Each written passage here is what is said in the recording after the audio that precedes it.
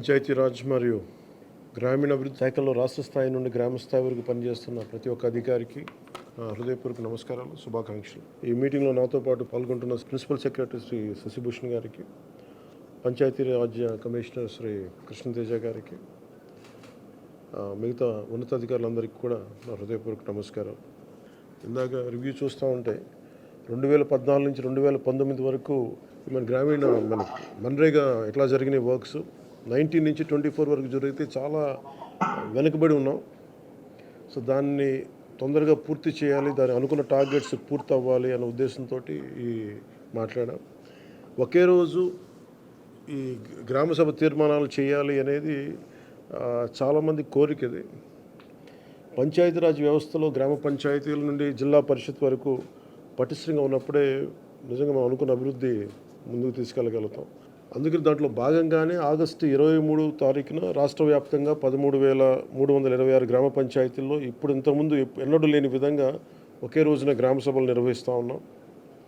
జిల్లా పంచాయతీ అధికారులు, గ్రామ పంచాయతీ అధికారులందరికీ గ్రామసభ నిర్వహణపై పూర్తిస్థాయి అవగాహన కల్పించాలి. గ్రామసభ సమాచారాన్ని కనీసం 2 రోజుల ముందుగా టామ్ ద్వారా తెలియజేయాలి. ఈ గ్రామ సభలు అర్థవంతంగా నిర్వహించాలంటే గ్రామస్తులు, ప్రజాప్రతినిధులు, అధికారులు అది మనస్ఫూర్తిగా పాల్గొంచుకోవాలని కోరుకుంటా ఉన్నాం. ఈ గ్రామ సభల్లో ఉపాధి హామీ పథకంలో ప్రతి కూలీ కుటుంబం సంవత్సరంలో 100 రోజులు పనిచేసే విధంగా అవగాహన కల్పించాలి. కూలీలకి ఉన్న హక్కులను తెలియజేయాలి. రైతులకు ఉపాధి హామీ పథకాన్ని సద్వినియోగం చేసుకోవడానికి సంబంధించిన పనుల వివరాలను గ్రామ సభల్లో ప్రతి ఒక్కరికి అర్థమయ్యే విధంగా తెలియజేయాలి. దాంట్లో ముఖ్య కీలకమైనవి మనకి దాదాపు 44 నుంచి 46 దాకా పనులు నిర్దేశింపబడ్డాయి. మీరు కొంచెం వివరంగా చూసి ఆ గ్రామాల్లో ప్రయారిటీని బట్టి ముందుకు తీసుకెళ్లవలసిందిగా కోరుకుంటా ఉన్నాం. అదేవిధంగా 24-25 ఆర్థిక సంవత్సరంలో ఉపాధి హామీ పథకంలో చేపట్టవలసిన పనుల వివరాలను గ్రామసభలో చర్చించి గ్రామసభ ఆమోదం తీసుకోవాలి. ఇది ప్రత్యేకించి గత కొన్ని సంవత్సరాలుగా మేము క్షేత్రస్థాయిలో తిరుగుతున్నప్పుడు మాకు అనిపించింది ఏంటంటే గ్రామసభ అనేది ఒక నామకే వాస్తేలా అయిపోయింది. దీన్ని నిజంగా గ్రామసభ అలా జరపాలి. ఇది ఏదో జరిపామని కాకుండా నిజంగా అన్ని వర్గాల ప్రజల్ని ఆ గ్రామసభలో పార్టిసిపేట్ చేసేలాగా మీరు కొంచెం చర్యలు తీసుకోవాలి. ఉపాధి హామీ పథకంలో చేపట్టే పనులు పేద కూలీలకి, రైతులకి, గ్రామానికి ఉపయోగపడే ఉత్పాదకత పెంపొందించే ఆస్తులను నిర్దేశించిన నాణ్యత ప్రమాణాల ప్రకారం పూర్తి చేయాలి.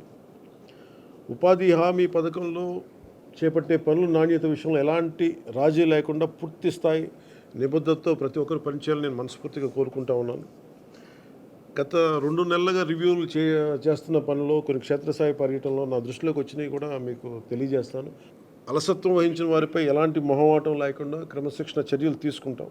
మండల స్థాయిలో పథకం అమల్లో పూర్తి బాధ్యత వహించవలసిన ఎంపీడీఓలు ఇక మీద మన రిక్వెస్ట్, ఎంపీడీఓలు పూర్తి బాధ్యతతో వ్యవహరించాలని నేను కోరుకుంటా ఉన్నాను. అంటే ఇన్ని వేల కోట్లు ఒక కీలకమైన బడ్జెట్ ఇది. ఇన్ని వేల కోట్లు ప్రజలకు చేరకుండా ఇబ్బంది అవుతూ ఉంది.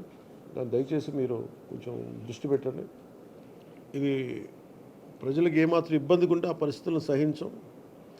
దానికి సంబంధించిన ఎలాంటి వ్యక్తులైనా సరే ప్రతి ఒక్క అధికారిపై గ్రామ స్థాయి నుండి జిల్లా స్థాయి వరకు అది క్రమశిక్షణ చర్యల కింద వస్తాయి. ఈ ప్రభుత్వం చాలా కమిటెడ్గా ప్రజలకి చెయ్యాలి అన్న చాలా బలమైన ఆకాంక్షతో ఉన్నాం. ఏ స్థాయిలో అవినీతి జరిగినా కానీ దాన్ని నిలువరిస్తాం. అవినీతిని ఏ స్థాయిలో కూడా దాన్ని వదలం.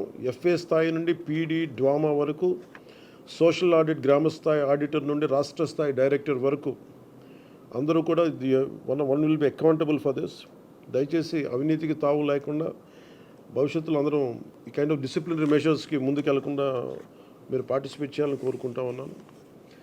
అంతేకాదు బాధ్యతాయుతంగా సమర్థవంతంగా పనిచేసే అధికారులకు కూడా సిబ్బందిని గుర్తించి వారిని ప్రోత్సహిస్తాం. ఇకపైన ఉపాధి హామీ పథకాన్ని సమర్థవంతంగా అమలు చేయడానికి మనందరం కలిసి పనిచేద్దాం. పథకం అమలులో మన రాష్ట్రాన్ని దేశంలోనే మళ్ళా మొదటి స్థానంలో ఉంచడానికి కృషి చేయాలని కోరుకుంటా ఉన్నాను. గ్రామాలను అభివృద్ధి చేసే మహాత్మా గాంధీ గారి కళలాగా గ్రామ స్వరాజ్యాన్ని స్థాపించాలి, ఆ దిశగా అడుగులు వేయాలని చెప్పి మీరందరూ కలిసి మాకు సహాయ సహకారాలు ఇవ్వాలని మనస్ఫూర్తిగా కోరుకుంటున్నాను.